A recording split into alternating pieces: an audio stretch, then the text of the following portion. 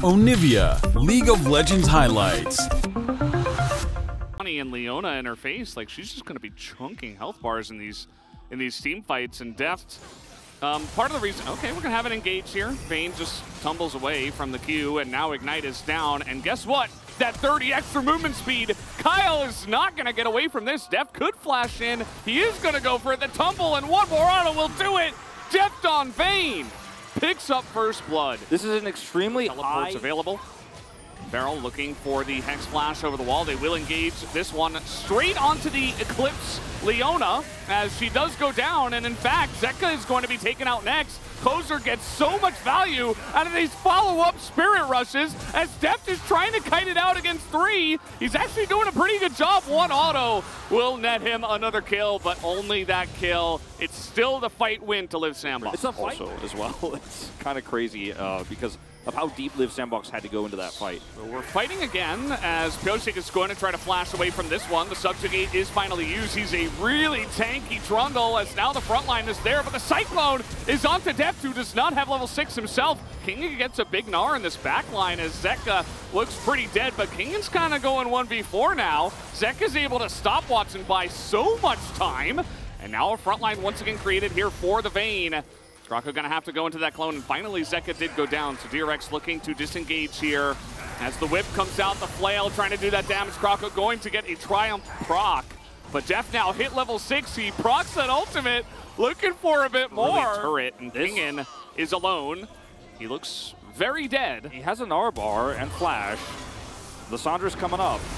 The Gnar is only going to hit Kyle, who takes turret aggro as well. He is going to go down in and help out his teammate, but he's just feeding the enemy AD carry as well as now you've got a 5-kill Sivir and a 4-kill Vayne in this game. Yeah, I mean, if you had bought enough time as Kingan, or if Zeka had come up a little bit faster, or if Zeka had teleport, which is just coming up now, you'd feel good about this. Oh, Beryl also going to go down here. Prince will not be under turret aggro for this one. Another kill going over the Sivir, 6-kill Sivir. Now, Deft is cross-map win at all. Like, Beryl also comes in here, and I'm not entirely sure what the idea was. He wants to kill Prince to get the shutdown on Nautilus. Probably just walk away. No final hour used, but still, he's got that available ready for the next fight. Kingan is not having a fun time in the side lane. He is up, though, 33 CS, so let's see how he can do in the straight here. Dove looking for the Glacial Prison. The Ignite used as well, and no escape for Kingan. Look at the items. That's not really a common sight. Deft is coming down. It's a 1v4 basically for Deft, though. I don't know about this. Yeah, I mean, you're down a level. Deft, importantly, though. So a lot like the Kog'Maw was kind of in a rough spot without the cleanse. We're going to have an engage, though. In they go on to Pyosik, who is trying to frontline, but immediately gets shredded by Prince, who is just so fed in this game. And Beryl tries to re-engage. Not sure about that. He's got Kingan coming in behind as, yeah, that kind of tells the story. But Deft is trying to frontline now. Doesn't have much, doesn't have flash, and Krako just assassinates him. And the damage is coming out now from the legendary Sivir, as Prince hits 8 kills. Every 5v5 fight that DRX takes from now on, Deft has to be free hitting, and all of the pieces have to be mid. Deft, you're kind of alone. He's got some. He's able to set this one up for his team on the follow-up. There is the second Cyclone. Kingan gonna get caught by that pillar. And now, the two of them are caught down here. This is not a 5v5. This doesn't even look as good as the last fight, as they're going to pick up Pyosik for free. Deft decides, okay, well, let's just have a little bit of fun with this one. Is going to go forward here onto Closer. Gets slowed up there by the Glacial Prison, and eventually he will be taken out. Unfortunately, Vayne not really going to accelerate the pace of this one. And it's not an equivalent trade of cross-map. Kingan gets the turret over there, the outer, for charge on inner and inhibitor, like, or rather, an inner turret, and it also functions as an Elder Drake.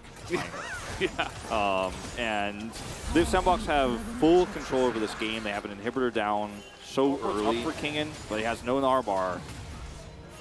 Sure about that, but that's just dead. Pyosik gets charmed and 100 to 0. Zeka is a frontline, and yeah, I mean, this is just the state of the game. Zeka is going to go down, and Deft Aaron now for Live Sandbox. This game is so sad, I think, in a lot of ways for like what it could have been, because it didn't have to be Sivir and Vayne having 7 kills at 10 minutes, you know, basically. Yeah. And then all of the feeding that we saw, I mean, frankly, like the kills were fed over to Prince on the top side shenanigan.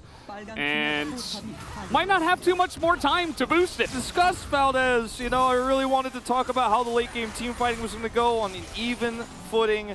He's going to cleanse here.